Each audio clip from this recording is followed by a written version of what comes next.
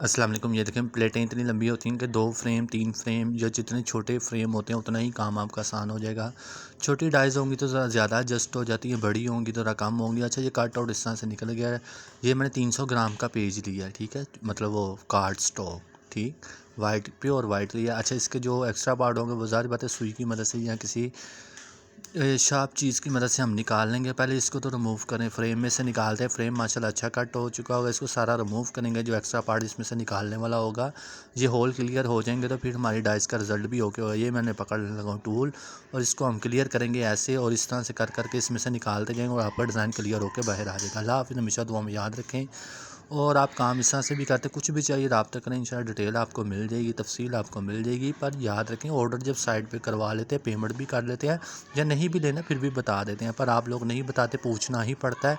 कईयों से पूछ भी लो तो वो सही जवाब नहीं देते। चले, अल्लाह हाफ़िज़। दुआ में याद है। Order dispatch.